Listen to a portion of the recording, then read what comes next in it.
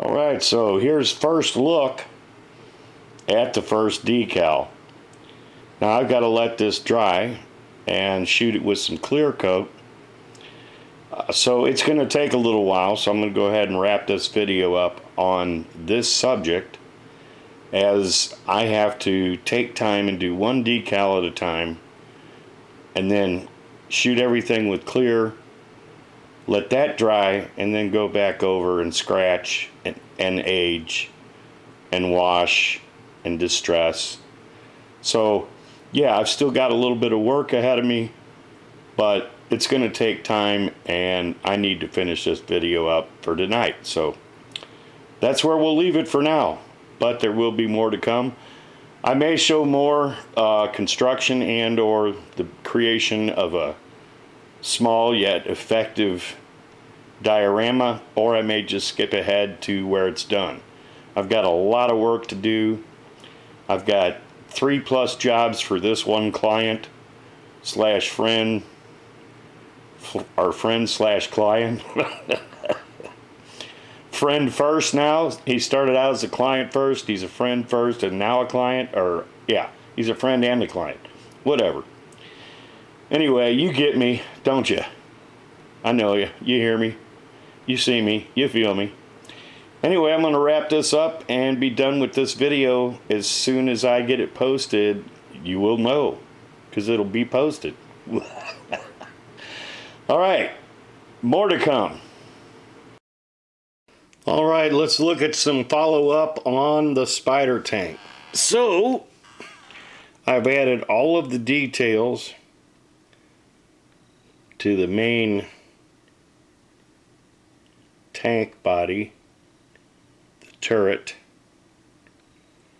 I taped the two pieces together temporarily to align the top and the bottom perfectly in order to get the decals in the right position.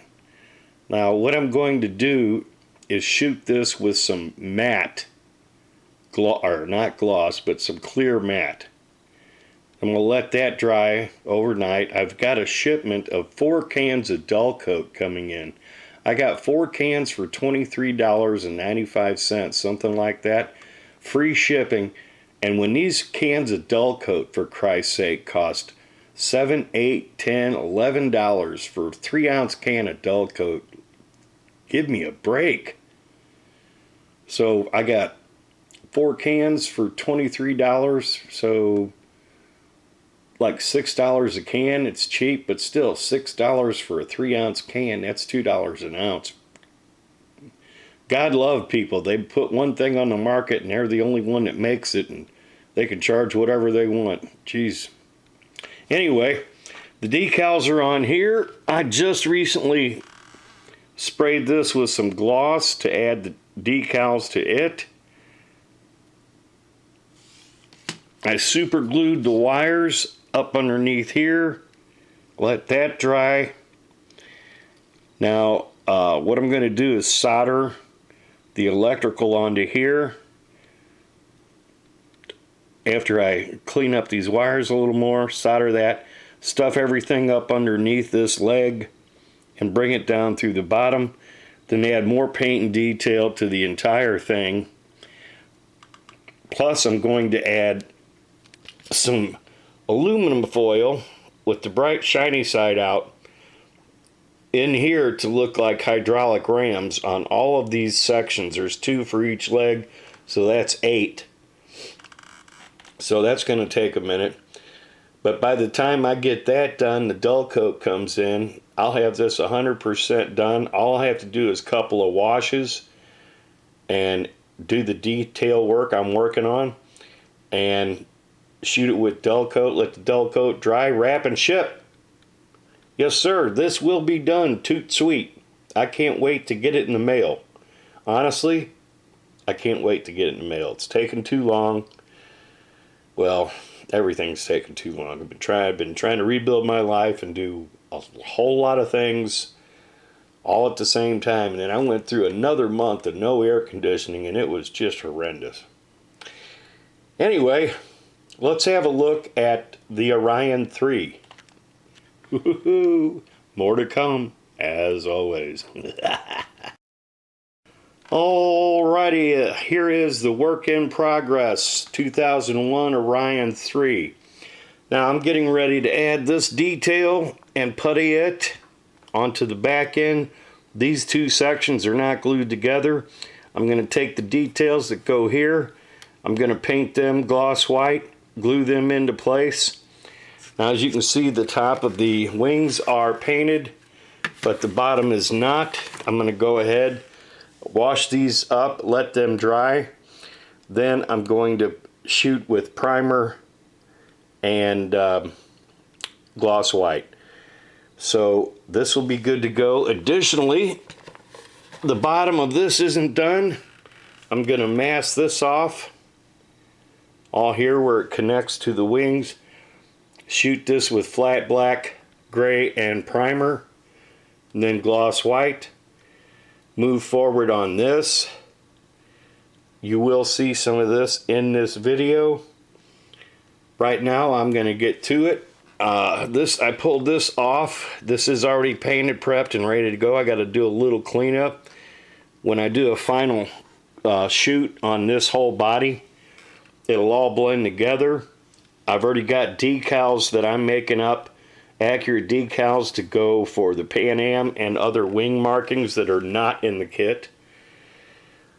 One holdup on this is I could not find this part. This part fell out. I don't know how it happened or when it happened, and I looked all over for this part, and it just drove me nuts. I tore the bedroom up, looked everywhere, underneath everything, and it wasn't until I went to pull the rear body of the Viper from Battlestar Galactica out to start dry fitting the parts and to size and scale the clear resin cockpit that I found this. This had fallen down into the main body, the rear part of the behind the fuselage, the engine section, engine and wings. This was laying down in there, and when I found it, I was so happy. So I'm going to get moving on this. We'll see some more of this. Plus, I'm going to go ahead and show a quick clip of the light test that I did previously. And I'm going to show some work I'm doing on the interior. Okay, so I've added this missing piece and I've added the tail end. I guess these are antenna.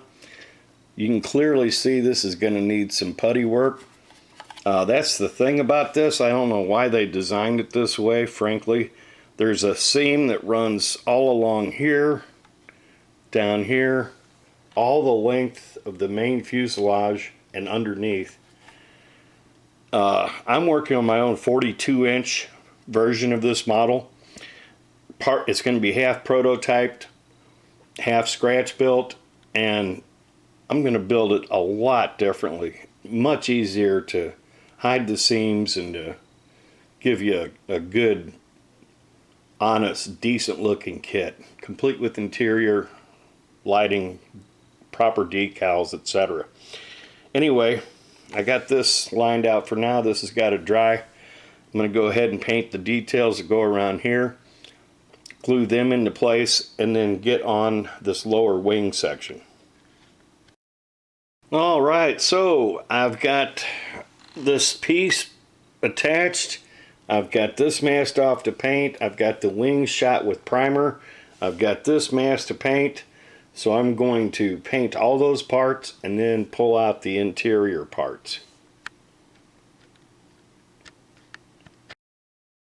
And here are the detail parts, the interior parts for the Orion 3. I'm going to go ahead and paint the exterior detail parts and do some different painting on all of these interior parts. For instance, I'm going to keep this dark gray on the lower deck of the main body, the interior where all the seats go.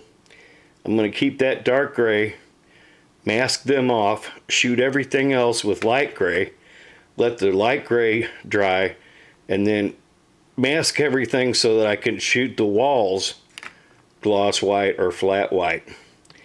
This is going to be shot with gloss white, and I'm going to be drilling out all of these lights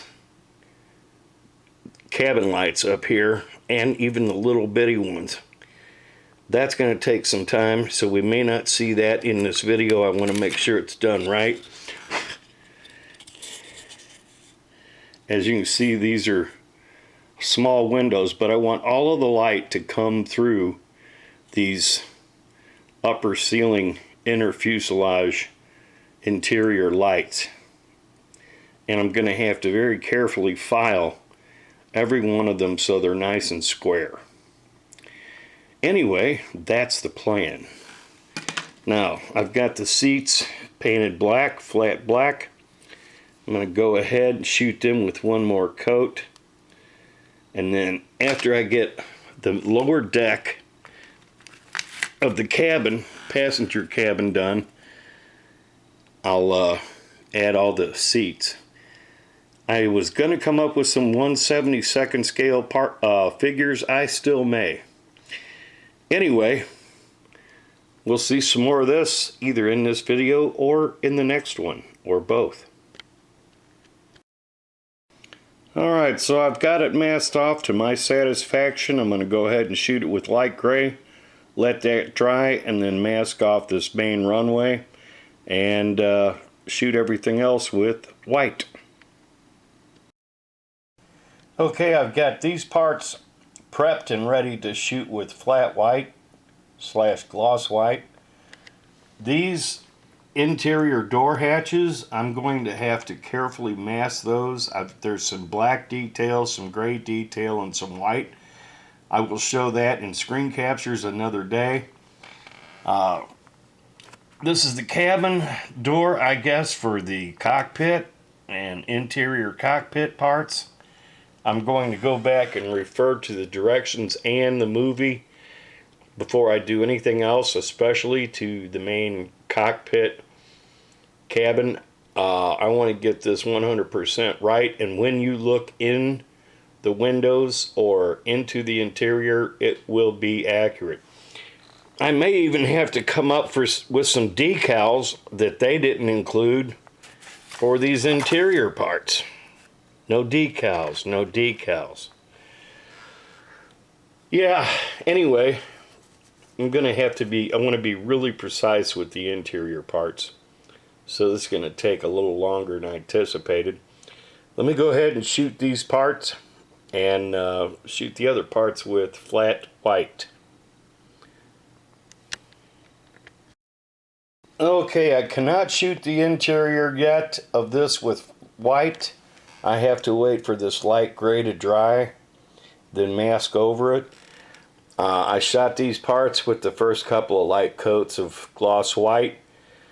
I'm going to have to let that set up because I don't want to overdo it. I want to see the detail in here, the ridges, etc. And I'll probably pull this off, let it dry separate from these, and then reshoot these with a couple more light coats to get full coverage over that darker gray primer.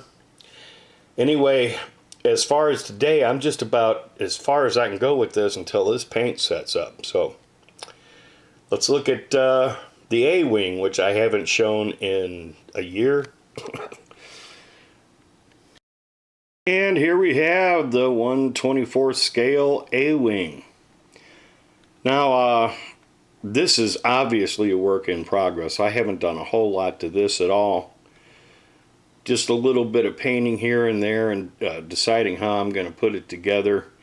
I am going to go with this off blue, this kind of, I don't even know what to call it, kind of a medium flat blue.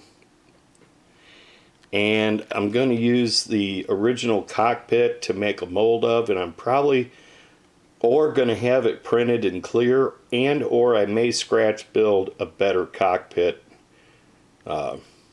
cover, fuselage cover cockpit. I can't think of the proper word right now. I'm burnt out. Anyway, this is where the A-wing sits right now. I'm going to show you one thing that I did real quick, and then I'm going to pretty much wrap this up for today. I'm done. I'm done. Anyway, be right back. Alright, now if you see there in the main fuselage, there's a scraped area that is going to look distressed, as if the paint peeled off in flight.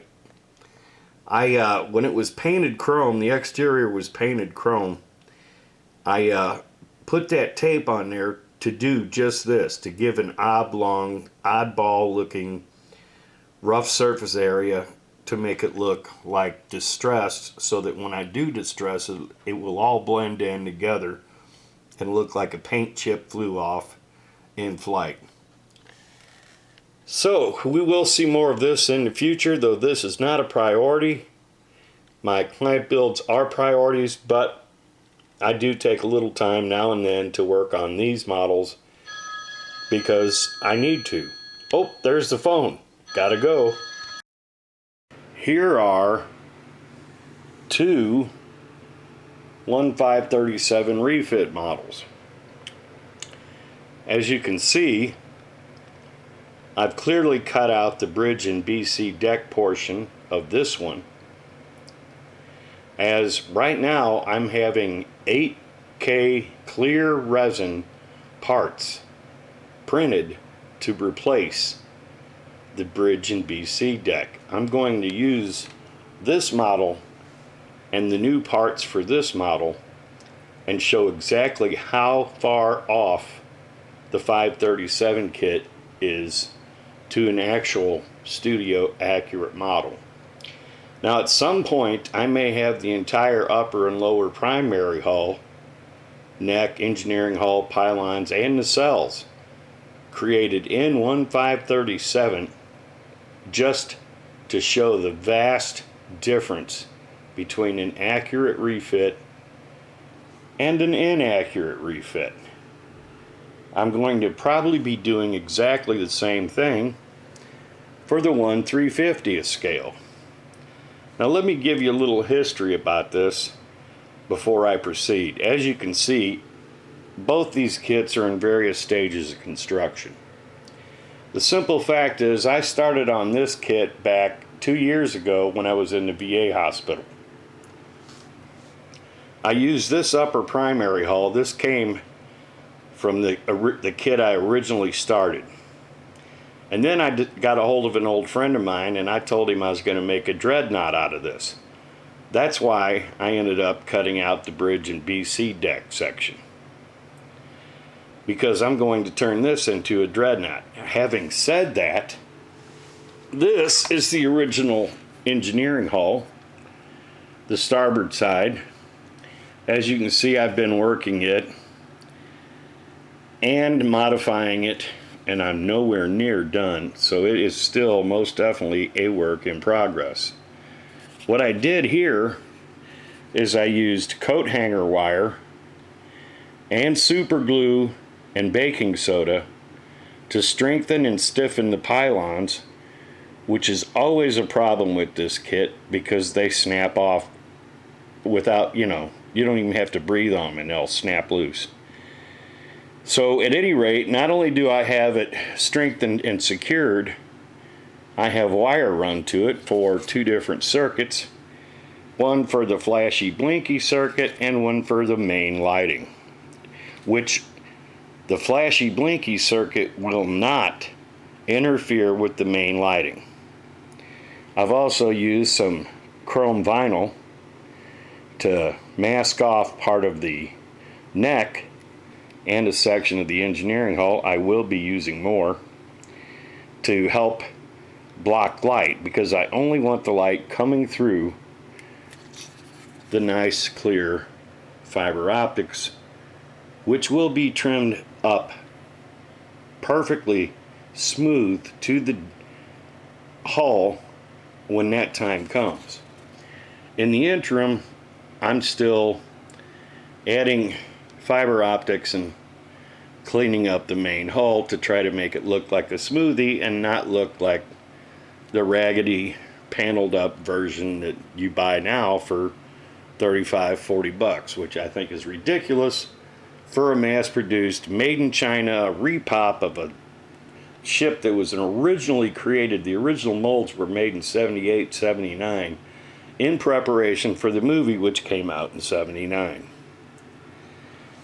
Now, this is why I haven't proceeded further on this refit kit, is because I used many of the parts that I had already worked on for this dreadnought. But I'm going to get back on this and do a little bit here and there, run lighting, etc. I also have for both ships, as you can see here, I cut the windows out. I have windows from the 50-inch refit scaled down to fit this that I'm going to have done in water clear 8K resin. And if they aren't water clear, I'm going to make them water clear, and then I'm going to make molds and cast copies. So I've got copies of accurate 537 Arboretum windows for what is essentially the park or rec deck down in the main engineering hall, where you see all the little pretty trees and whatnot. Now, as you can see, I've got these nacelle sections masked so that light can come through, so I have to clean up these tabs, obviously. I did clean up the inner nacelle tabs, so I may not mess with the outer nacelle tabs. Anyway, I've got to do a little more sanding on this, and then some light blocking. I tried using a blue marker to see if I could get the right color, and I didn't get the color I quite wanted, so I started sanding everything back out, which isn't going to hurt it. It's just going to make the plastic a little thinner, which will help light to propagate through it correctly. Anyway, these nacelles are about as smooth as they're going to get. They're just about as smooth as a smoothie. So, there's the refit and the dreadnought. I will be using all 4 sections of the nacelle halves from this kit to make the center nacelle. And I will have lights coming out of both sides of the center nacelle. So you'll have the inner nacelles lit up on the port and starboard nacelle, and the tertiary nacelle that sits above the primary hull will also have lights, but this time both port and starboard. Now at some point I may go ahead and have nacelles printed up at the proper scale in 8K resin, but at this time I've got so many projects in the works and so many print jobs in the works that I just don't have time to go that advanced. So this refit will more or less be an out-of-the-box build, with lights and sounds though. The dreadnought will have its own lights and sounds and its own custom base. There you go. This is the not studio accurate 537 refit bridge and BC deck. Straight out of the box, OOB. This is the highly accurate, studio accurate, museum quality bridge and BC deck. These things are not like the other. You know what I mean? This is the difference between studio accuracy and cheesy engineers that didn't care about honest, decent modeling capacity. I can't wait to show you the difference between these two parts in action with lights and sounds. Okay, so I wanted to show these parts side by side. As you can see, I've been sanding on the upper primary hull even more to sand it down, smooth it out. It's still going to need more sanding. Then I'll probably shoot it with a coat of flat black, get another coat, then primer, then gray, or gloss white. I got some really awesome pearl here I want to show you. This goes with this build. This is going to be for the dreadnought, but I've got to get some silicone to make copies of these parts. What I paid for these 8K clear resin parts, I'm not going to pay again. So I will be making accurate replacement parts for the 537 refit. Let's have a look.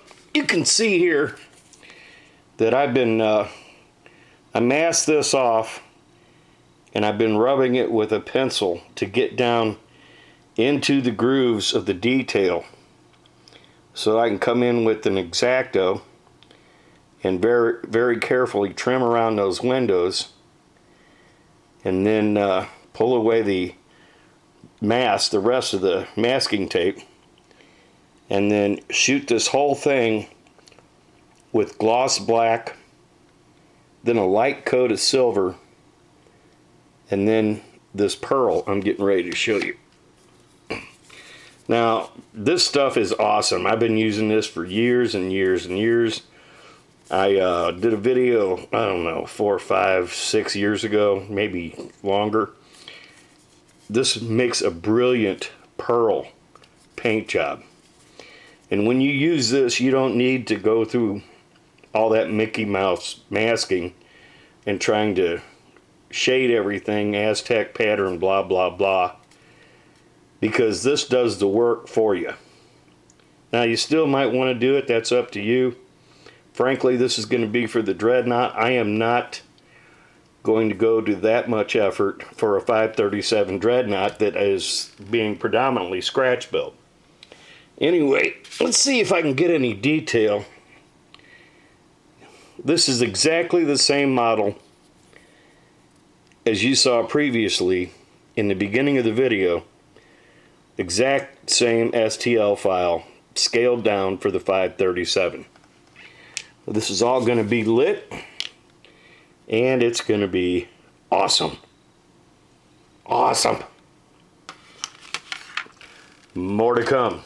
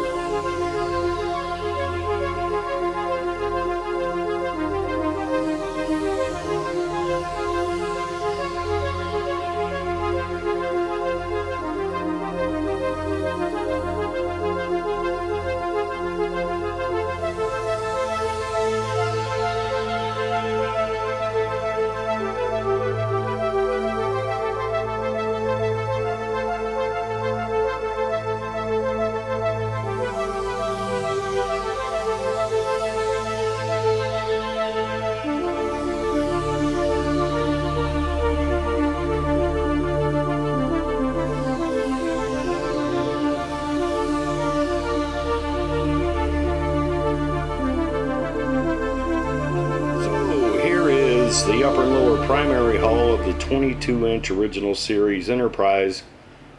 Yet another unbelievably inaccurate model that is still in production. Yes, and thousands of them are for sale on a regular basis on eBay and Craigslist and other places. Flea markets, yard sales, you name it.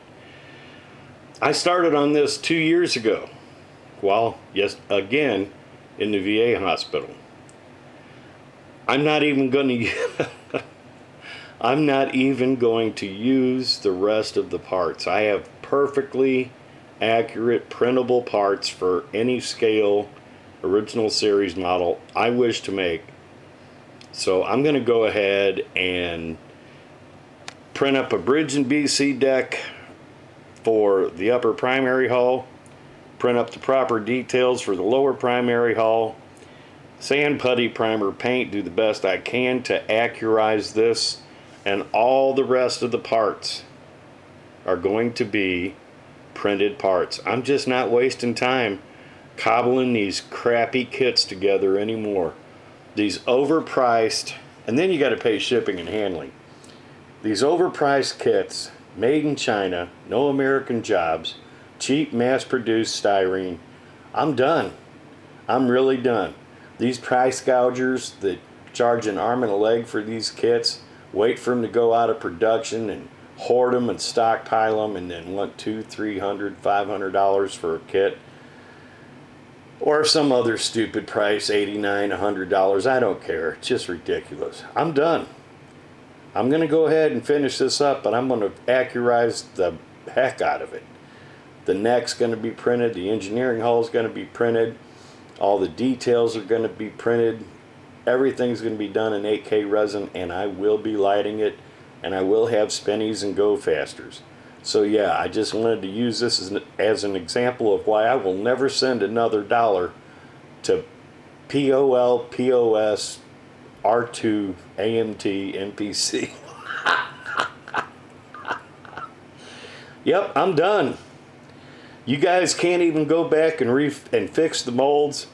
You guys can't even go back and accurize these old kits. Man, I'm done. I am done with it. You can call it a legacy kit or, you know, whatever.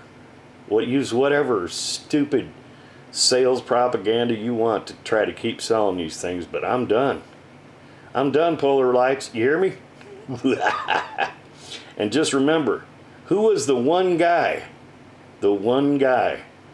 that made sure to keep showing printing, going all the way back to 2007. Stereolithography, rapid prototyping, using engineering, real engineering techniques to make models. Yes, that was me. So you can thank me. Thank me. Alrighty, so here we have the 640. Original Series Enterprise, the old school kit that's been around forever with some minor changes. Now, as you can see, I've already started on this. I was going to go ahead and leave the bridge and BC deck all original. I still haven't decided if I want to waste the time jacking with it, but I might end up printing a clear cast bridge, BC deck, and the proper detail for the lower primary hull. Now, I've added some strengthening. I've drilled out some holes. I've cut out some windows. No, they're not perfect.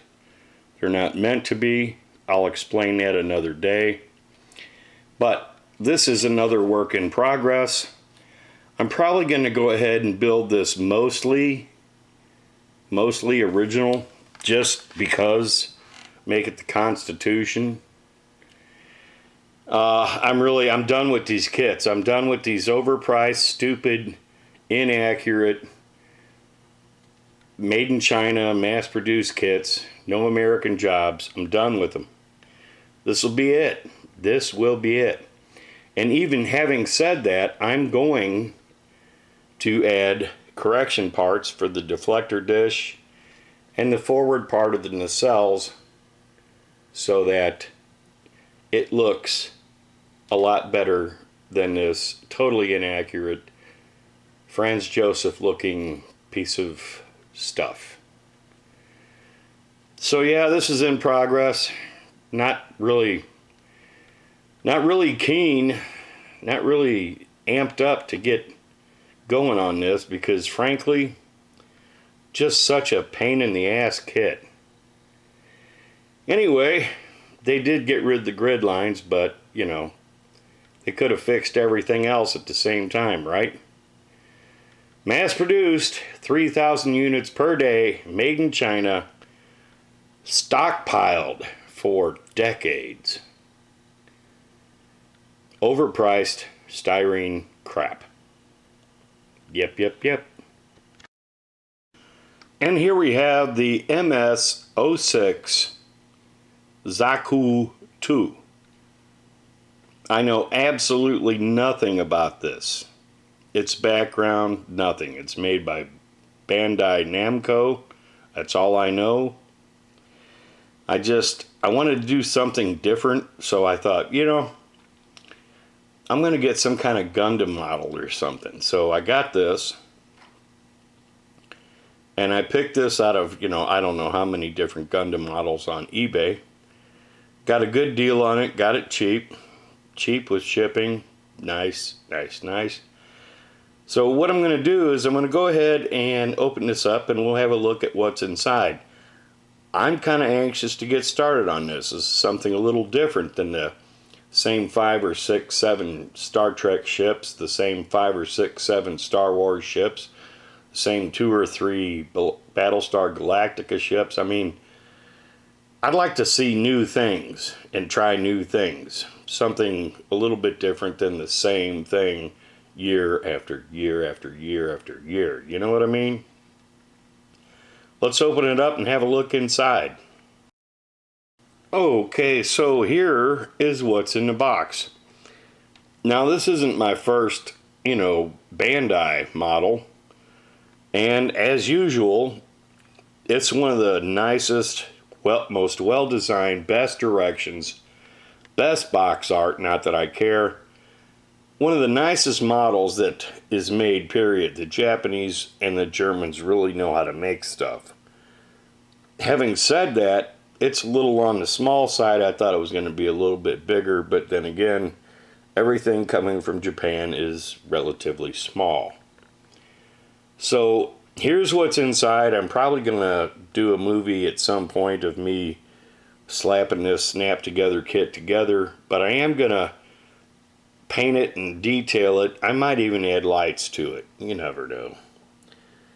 So this is the MS-06 Zaku 2, which is some kind of Gundam model that I know nothing about. Still, it looks interesting, doesn't it? Does it not? Let's pan in.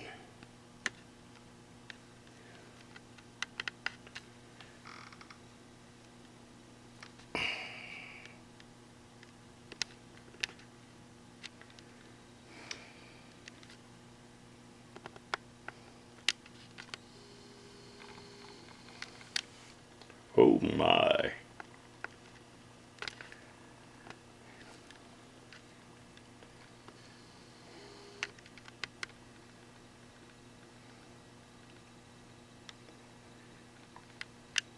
Nice fighting giant robot. And there you go. And now for something completely different. This is not a model. This is not Eagle's mess. This is a well-priced, very professional looking Bluetooth speaker. Yes, it's true. And it comes with all kinds of sound effects. And it's cheaper than trying to buy an enterprise model, even on eBay. I got this for less than $34.99. And I am impressed. I'm not a big fan of the Enterprise D, but when I saw this, I was like, man, no, really, for that price, I gotta check it out. For the price, come on. So I bought one, and I am impressed. Maybe, if you want, at some point, I will show you exactly how it works, all of its functions, and what it looks like up close and personal. Brilliant detail. Excellent. I mean, this could be a model. This could be literally a professionally built model. The only thing is the color's a little off. The decals are a little off. The,